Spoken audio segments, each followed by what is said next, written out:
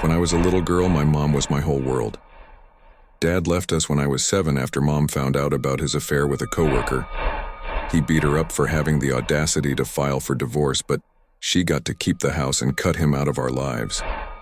Mom decided to focus on herself and helping other women, so she worked at various women's crisis centers, shelters, and similar places.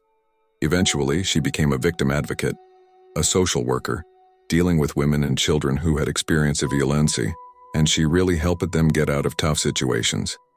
She knew firsthand that the world wasn't always kind to women. Being such an amazing woman, she knew how hard it was for a girl to grow up in this world. So she came up with safety codes and phrases to protect me, her daughter. She also had a separate rule that if I was ever in danger, I should call or text her in a specific way, and she would come to my rescue. No questions asked, no consequences, meaning if I got into trouble, I could let her know without worrying about her reaction or fearing punishment. She said she understood that being a teenager meant making independent and sometimes dumb decisions, but they shouldn't cost me my health or life. My safety was her top priority. When I was 11, I had my first sleepover at a friend's house, and I felt uncomfortable. I wanted to go home, but didn't want to hurt her feelings. Our code was a doubled punctuation mark. If I put 2 of the same marks at the end of a sentence, it meant I needed help, or wanted to leave but didn't want anyone around me to know. So, I sent her a text that said, "Hey Mom," with 2 exclamation points. She responded with, "Hey, your uncle just called, and it looks like I'll have to come get you. Can you let your friend know you have to go?" I replied, "Do I really have to?" Using 2 question marks to emphasize my reluctance, Mom texted back, "Yes, please pack up." This way, I could save face and blame it on my mother. I did use this a few times, but not often. And even though I lived in a pretty safe neighborhood, a small town on the outskirts of a university campus, it was nice to know I always had that safety net. I was mature for my age, and my friends were mostly kids from the crisis centers, generally very quiet. I sometimes wandered into those shelters, and the women there talked to me like an adult, which was funny considering almost half of them were closer to my age than my mom's. I didn't hang out with troublemakers and never did anything stupid until college. And when I got into college 2 years early, I quickly realized just how safe my hometown had been. I finished high school at 16, and the college I chose was right next to my hometown, so I could live at home and commute to campus and stuff. I got drunk a couple of times, but my friends and I were always safe, and I never drove. The first dorm party, it was too much. I'd never seen that many drunk people acting that wild before. Exciting, but nerve-wracking. I ended up finding a quiet corner where a few people were just chilling. I started talking to a cute guy and he offered to get me a drink. I know, stupid, naive girl, but I said yes and drank it without much thought. About 10 minutes later, I started feeling really weird and went to the bathroom. I had my phone in my hand. The new guy was politely knocking on the door and I could barely see the screen as I texted my mom, "I'm at street name. Can I stay out a little longer?" using 2 question marks. She immediately responded, "Absolutely not. I am coming to get you right now, young lady." I managed to type with 2 exclamation points before my consciousness rapidly faded. That was all I could send as the guy managed to open the door and help me out of the bathroom. He checked my phone, saw the messages, called me a pathetic child with a nasty smirk, kicked me in the thigh, and left me sitting in the hallway. I knew for a fact my mom had prevented something terrible. Part of our agreement was that if an address was mentioned, it was an emergency. It meant danger. She had instilled in me the habit of finding out the address, writing it down, copying it into my notes, anything. So I would memorize addresses before heading to parties. And that night, my mom saved me. She didn't scold me for drinking, for going when she told me not to. She was just worried about me and wanted to make sure I was okay. That night, she took me to the hospital and they gave me an IV drip with saline and something else to flush the drug out of my system faster. I only remember my mom sitting by the bed with a relieved look on her face, though still concerned.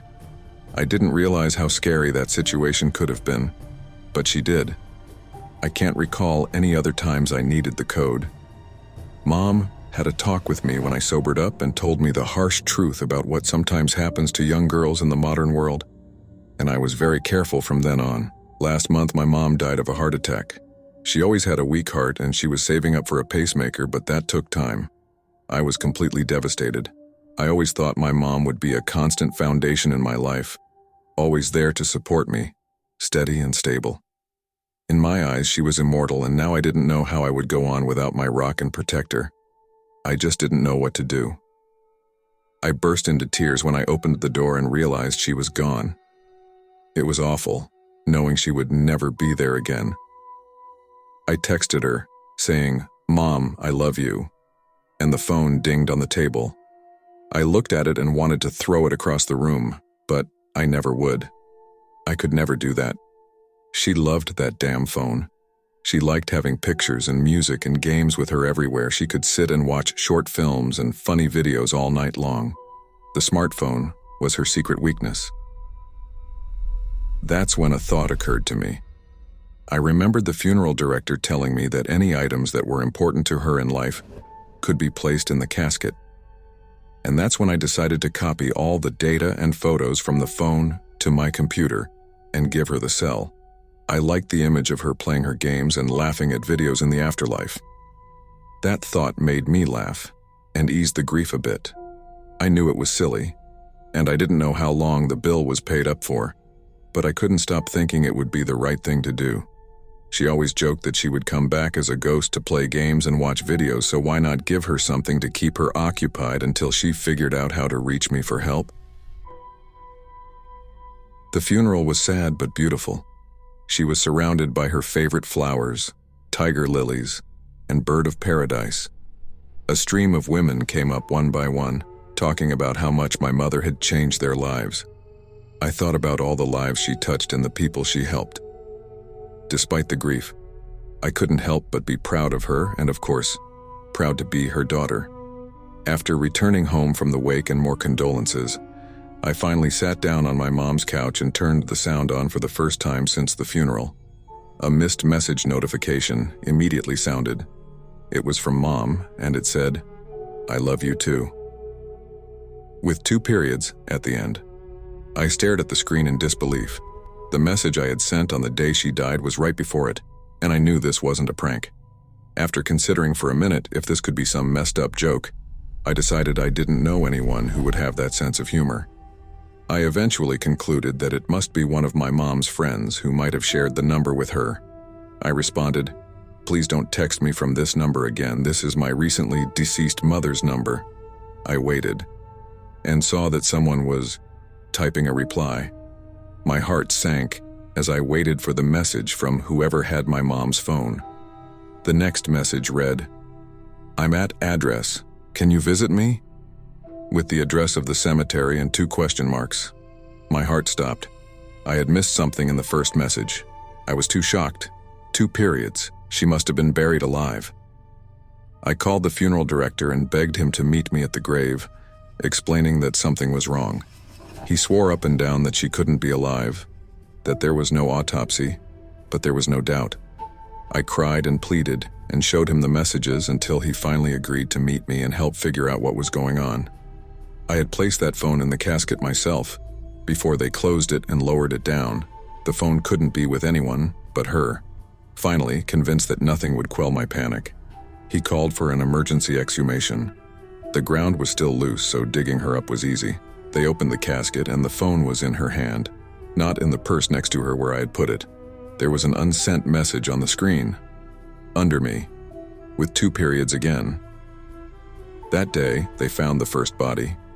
Teenage girls had been going missing for years before that, and although they had been disappearing slightly more often for about 6 years, they were all considered runaways. Families begged the police to find their children, but their pleas went unheard. It turned out the cemetery caretaker had been watching grieving families. He would stalk the girls and then abduct them on their way home from school. He would kill them and hide them in the dug graves before the caskets were lowered, then bury them, concealing the evidence. When they found his map and trophies, they were able to close 27 missing persons cases. The most frightening piece of evidence the detective reluctantly showed me after I persisted, was a stack of photos from my mother's funeral with my 13-year-old niece circled. I know you want to ask, so I'll just tell you, yes, I did get one last message from my mom. A week later, when the commotion had died down, I was finally able to grieve again. It's hard to mourn when everyone is hounding you with questions and calling you a hero. I knew I wasn't, but they didn't want to hear my story and just assumed I had noticed something before the casket was lowered. And so, when I finally got to be alone, sit by myself, and put on one of my mom's favorite horror movies, I texted her one more time. I wasn't expecting anything supernatural. It just felt like it would give me closure. I wrote, "Mom, I love you. I miss you so much. I hope you're happy, wherever you are." I set the phone down, wiping the tears streaming down my cheeks. The movie was still just as good as when we first watched it together. The emotions were overwhelming. I nearly jumped out of my skin when my mom's ringtone played. The message read, "Love you too, I'm happy." I hope this revised version incorporates the explanations about the double punctuation marks in the text messages more smoothly and naturally. The goal is to make it easy for the listener to understand the meaning behind the coded messages without disrupting the flow of the story or sounding awkward when narrated.